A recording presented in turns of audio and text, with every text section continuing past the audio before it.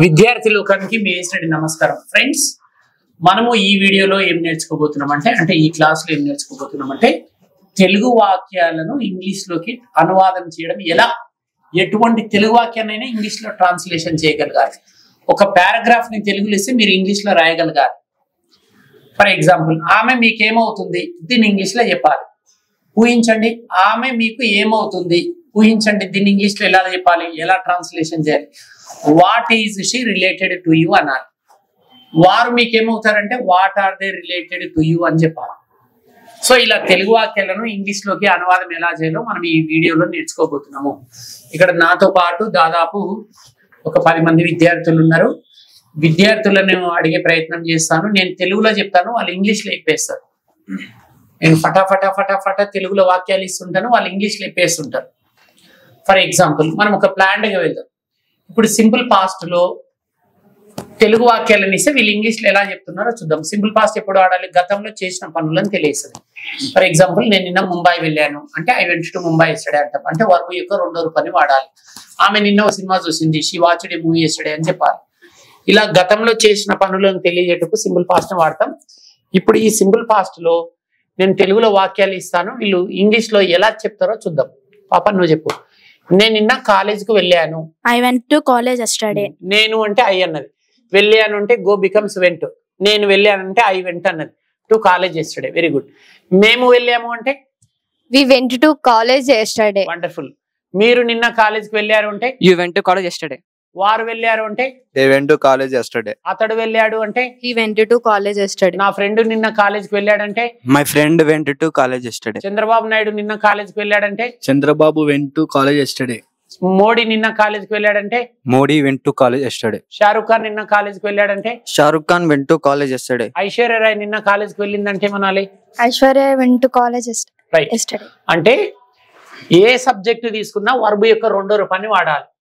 అంటే గతంలో జరిగిన ప్రతి పనిని ఇంగ్లీష్ లో ట్రాన్స్లేషన్ చేయడానికి టెక్నిక్ ఏంటి? ఫస్ట్ సబ్జెక్ట్ తీసుకోండి, వర్బ్ రెండో రూపాన్ని తీసుకోండి. చాలా ఇంపార్టెంట్ అండి.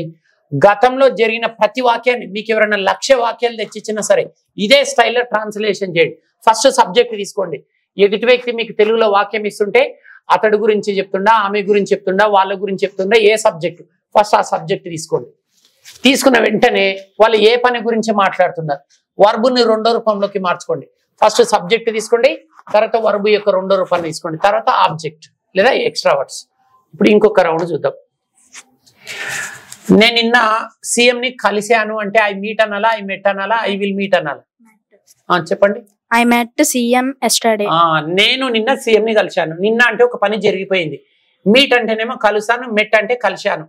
అంటే ఏ సబ్జెక్ట్ వచ్చినా మెట్టే వస్తుంది. వర్బ్ యొక్క రెండో రూపాన్ని తీసుకోవాలి. చూద్దాం, పిల్లల్ని అడుగుదాం. సబ్జెక్ట్ వి, మేము నిన్న సీఎం ని కలిశాం. వి మెట్ సీఎం ఎస్టర్డే. మీరు నిన్న సీఎం ని కలిశారు. I met CM yesterday. మీరు యు మెట్ సీఎం ఎస్టర్డే. వారు దే మెట్ సీఎం ఎస్టర్డే. అతడు నిన్న సీఎం ని కలిశాడు. హి మెట్ సీఎం ఎస్టర్డే. ఆమె నిన్న సీఎం ని కలిసింది. She met CM yesterday. Rahul Gandhi నిన్న సీఎం ని కలిశాడు. రాహుల్ గాంధీ మెట్ సీఎం ఎస్టర్డే. ప్రియాంక గాంధీ నిన్న సీఎం ని కలిసింది. ప్రియాంక గాంధీ మెట్ సీఎం ఎస్టర్డే. నా ఫ్రెండ్స్ నిన్న సీఎం ని కలిశారు. My friends met CM yesterday. Narender నిన్న సీఎం ని కలిశాడు. నరేందర్ మెట్ సీఎం ఎస్టర్డే. చూశారు కదా. అంటే సబ్జెక్ట్ ఏది తీసుకున్నా ఐ పైన, ఉయ్ పైన, యూ పైన, దే పైన, హీ పైన, షీ పైన, ఏ సబ్జెక్ట్ తీసుకున్నా మీరు గమనించారండి, సబ్జెక్ట్ వెంటనే వర్బు రెండో రూపాన్ని పెట్టారు పిల్లలందరూ. అంటే వర్బు యొక్క రెండో రూపాన్ని యూజ్ చేశారనమాట. తర్వాత ఆబ్జెక్ట్ లేదా ఎక్స్ట్రా వర్డ్స్. ఇంకొక రౌండ్ చూస్తారా? ఇప్పుడు రకరకాల వాక్యాలు చూద్దాం. నేను నిన్న ఒక సినిమా చూశాను.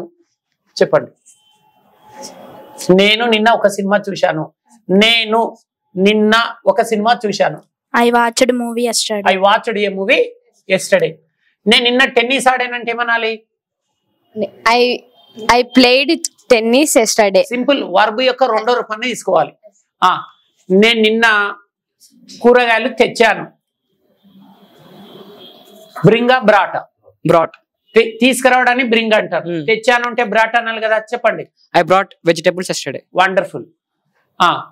నేను నిన్న క్రికెట్ ఆడాను. ప్లేనా ప్లేడా? ప్లేడ్.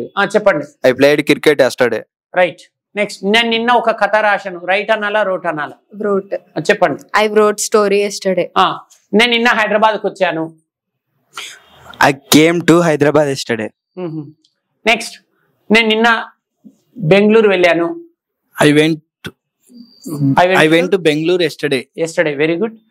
నెక్స్ట్, నేను నిన్న ఒక అరటిపండు తిన్నాను. ఈటా ఏటా? చెప్పండి. I ate banana yesterday. Right. నువ్వు బాబు. నేను లాస్ట్ ఇయర్ బీటెక్ పూర్తి చేశాను. I completed my last year. I completed my BTech Last year. నువ్వు తీసుకోబెట్ట. ఆమె నన్ను నిన్న ఒక డౌట్ అడిగింది. She asked one doubt yesterday. She asked me a doubt yesterday. చూశారు కదా, అంటే గతం గురించి ఎవరైనా మీకు తెలుగు వాక్యాలు ఇస్తారు కదండి, ఫస్ట్ సబ్జెక్ట్ తీసుకోండి. సబ్జెక్ట్ తీసుకున్న వెంబడి వర్బు రెండో రూపాయలు తీసుకోండి. తర్వాత ఆబ్జెక్ట్ లేదా ఎక్స్ట్రా వర్డ్స్ వాడండి. ఈ విధంగా మీరు ప్రయత్నం చేస్తే, ఈ విధంగా రోజు సాధన చేస్తే మీరు కొన్ని రోజులు అయినాక తెలుగు పారాగ్రాఫ్లను కూడా ఇంగ్లీష్లో ఈజీగా అనువాదం చేయగలరు. పాస్ట్ గురించి చెప్పేటప్పుడు వర్బు యొక్క రెండో రూపాన్నే వాడాలి. ఎప్పుడైనా సరే నేను ఒక పని చేశాను అంటే వర్బు రెండో రూపాన్నే తీసుకోవాలన్నమాట. సో మేము చేసిన ప్రయత్నం మీకు నచ్చిందని ఆశిస్తూ ఇంతటితో సెలవు తీసుకుంటున్నాను. ఇట్లు మీ రెడ్డి మరియు విద్యార్థి బృందం. నమస్కారం.